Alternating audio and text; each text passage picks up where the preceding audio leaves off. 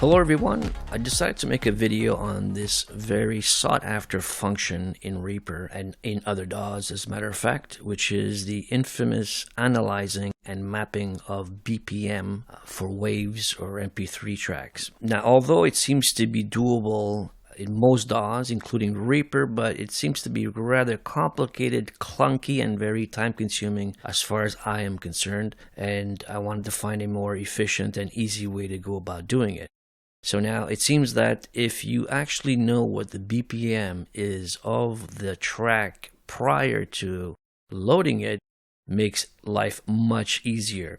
So that's why I decided to find an actual software that was able to predetermine analyze what the BPM was of any of my waves or MP3 tracks and so on and so forth. Now, if you're like me, the reason why I'd like to be able to do that is because for many reasons rather, mostly due to the fact that you're able to keep a reference track into your mix as you're doing things.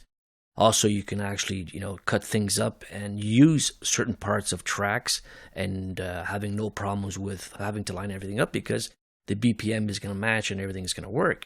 And obviously, there's also certain effects that need to have the BPM to be accurate in order to function. So long story short, all you got to do is go on the net and type in Mixmeister BPM Analyzer free. And you should get this as a pop-up, which is by softtonic.com. So click on that. It'll bring you to the site, and here's where you just have to click on the download right over here. Now, unfortunately, it doesn't seem to have a version for Mac. So sorry about that, Mac users, but I'm sure you can find one out there that will work with Mac. And if you do, then you'll just have to use the same concept as myself. So once you've downloaded it and installed it, then basically it'll look like this. And you can expand it, which is fun. You can make it any size you want, okay? It'll be a little bit smaller once you open it up for the first time. And you got certain options here where you can actually batch load a folder, then it will batch analyze all your tracks in the folder, or you can go individually. So in this case, we're going to go individually because I just have one song to show you. So all you got to do is take the track, load it up, and boom, here you go. It analyzed that this particular song is 120 BPMs. So now all we got to do, we'll close out of that. All we got to do is go into Reaper, take the song, and before we load it up, obviously, we want to make sure that the BPM is matched to whatever it was analyzed. So in this case, as you can see, it says 90. So I'm going to put it to 120 and press enter. Okay, so that makes sure the BPM is going to line up. And before we load the track, you also want to make sure that you leave these project settings in default mode. Let me just zoom on that a little bit. Particularly this here, the time base for items, envelopes, markers, leave that as is. And the same thing with time base for tempo, time signature envelope, leave that as is, which is beats. Now here you can choose to start at whatever time you want and start at whatever measure you want. In this case, I leave it at 1, which is the default, which will be right at the beginning of the project. But you can choose to, use measures 2, 3, 4, whatever you want. It's up to you. But the rest you leave it as is, and let's click out of that. So once you've done that, then that's when you bring in the track. In this case, this is the one. You bring in the track, and boom, you drop it in there. All right. So now, before we actually, let's just hear it and we'll test it, make sure it works.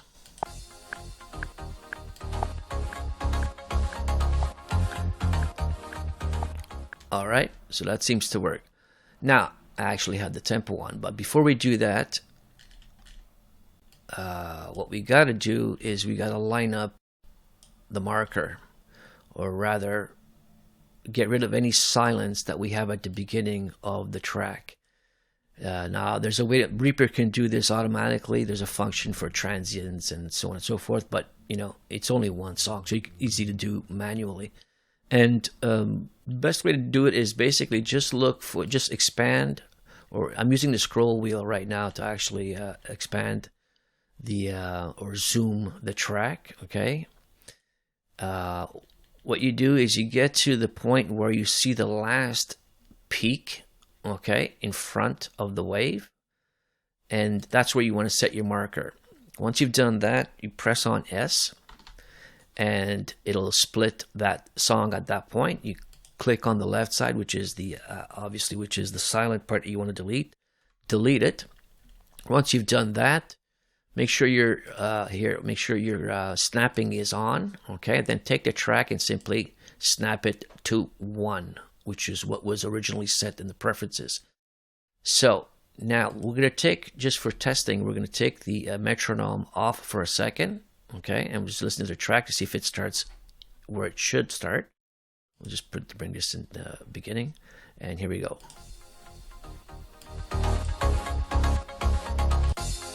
Yeah, it starts immediately. Okay, perfect.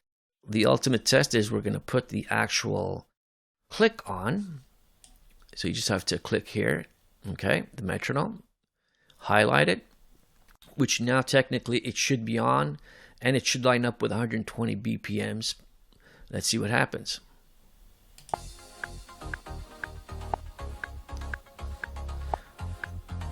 Seems to line up perfectly.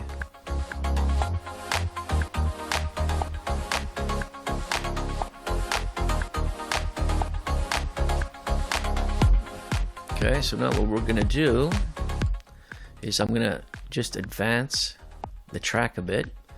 Here I'm just scrolling to make it smaller, and see if everything continues tracking. And as you can tell, everything is tracking.